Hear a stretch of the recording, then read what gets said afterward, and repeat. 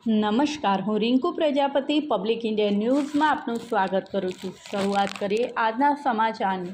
વિદ્યાનગરમાં ટોળાએ લાકડીઓ તેમજ લોખંડની પાઇપો વડે એક યુવક પર જીવલેણ હુમલો કર્યો, સ્થાનિકો ઉપર પથ્થરમારો પણ કર્યો। વિદ્યાનગર ખાતે આવેલ હરિઓમનગર વિસ્તારમાં પાણીની ટાંકી સામે ગત રાત્રિના સમયે ટોળાએ ભેગા મળી એક યુવક પર લાકડીઓ તેમજ લોખંડની પાઇપ વડે જીવલેણ હુમલો કર્યો હતો। આ ઉપરાંત ટોળાએ પથ્થરમારો પણ કર્યો હતો। આ હુમલામાં યુવકને ગંભીર ઈજા પહોંચી છે। આ અંગે વિદ્યાનગર પોલીસે હુમલાખોર ટોળા વિરુદ્ધ ગુનો નોંધી કાર્યવાહી હાથ ધરી છે।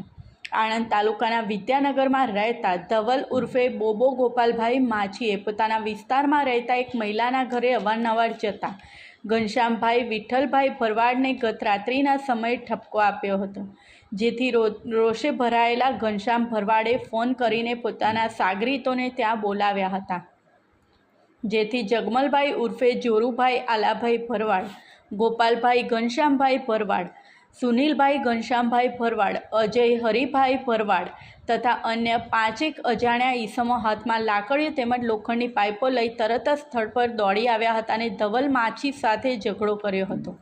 તૂતુ મેમે બાદ આ ઝઘડો ઉગ્ર બન્યો હતો। દરમિયાન ઉશ્કેરાયેલા ઘનશ્યામભાઈ ભરવાડે હાથમાંની લોખંડની પાઇપ ધવલના માથાના ભાગે મારી હતી, જેથી ધવલ લોહીલુહાણ હાલતમાં જમીન પર પડી ગયો હતો।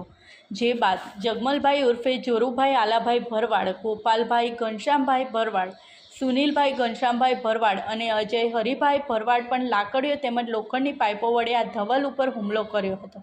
આ હુમલામાં ધવલ માછીને માથા, છાતી તથા બરડાના ભાગે ગંભીર ઈજાઓ પહોંચી હતી। બૂમાબૂમ થતાં આસપાસના રહીશો સ્થળ પર દોડી આવ્યા હતા। તે વખતે ભરવાડના આ ટોળાએ પથ્થરમારો કર્યો હતો। સામસામે થયેલા પથ્થરમારામાં 3 બાઇકોને નુકસાન પહોંચ્યું છે। આ અંગેની જાણ થતાં વિદ્યાનગર પોલીસની ટીમ સ્થળ પર દોડી આવી હતી। જોકે પોલીસની ગાડીની સાયરનનો અવાજ સાંભળી આ ભરવાડોનું ટોળું પોતાના વાહનો સ્થળ પર મૂકીને જ ભાગી ગયા હતા। સ્થળ પર પહોંચેલી પોલીસે સૌપ્રથમ ઈજાગ્રસ્ત ધવલ માછીને સારવાર અર્થે હોસ્પિટલે ખસેડ્યો હતો।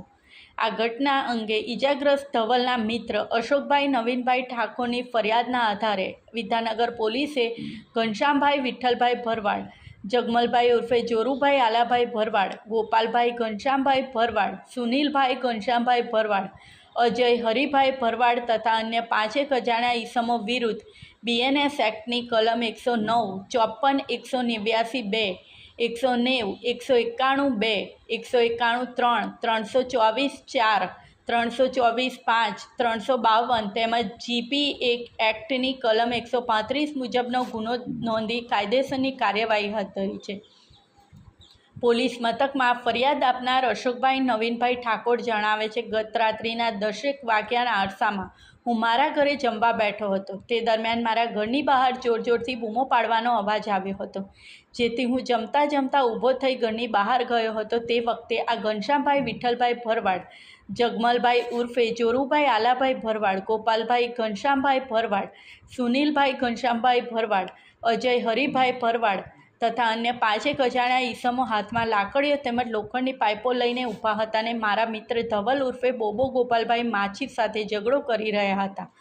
જે ઝઘડો ઉગ્ર બનતા આ ટોળાએ મારા મિત્ર ધવલ પર જીવલેણ હુમલો કર્યો હતો, જેથી હું દોડીને અમારા ફળિયામાં જઈ બધા મિત્રોને બોલાવી લાવ્યો હતો। તે વખતે આ ટોળાએ પથ્થરમારો કર્યો હતો। આ ઘટનામાં સામા પક્ષે જોરુભાઈ આલાભાઈ ભરવાડે પણ વિદ્યાનગર પોલીસ મથકમાં ફરિયાદ નોંધાવી છે, જેમાં તેઓએ જણાવ્યું છે કે શુક્રવારે રાત્રિના 10 વાગ્યાના અરસામાં હું જમી પરવારી મારા ઘરે ટીવી જોતો હતો, ત્યારે ઘરની બહાર ઝઘડો થયો હોવાની બૂમો સાંભળતા હું જોવા નીકળ્યો હતો। તે વખતે મારા કાકા ઘનશ્યામભાઈ વિઠ્ઠલભાઈ ભરવાડ તેમજ ગોપાલભાઈ, સુનિલભાઈ અને અજયભાઈ હરિભાઈ ભરવાડ ત્યાં ઊભા હતા અને તેમની સાથે હરિઓમનગર વિસ્તારમાં રહેતો ધવલ ઉર્ફે બોબો ગોપાલભાઈ માછી, કિશન ચીમનભાઈ ઠાકોર તેમજ અન્ય 5 જેટલા ઈસમોએ ઝઘડો કરી લાકડી લોખંડની પાઇપોથી હુમલો કરી જોરુભાઈને બંને હાથે ઈજા કરી હતી, તેમજ પથ્થરમારો કરી ઘનશ્યામભાઈ, ગોપાલભાઈ, સુનિલભાઈ અને અજયભાઈને ઈજાઓ પહોંચાડી હતી। આ સાથે આજના સમાચારને અહીં સમાપ્ત કરીએ છીએ।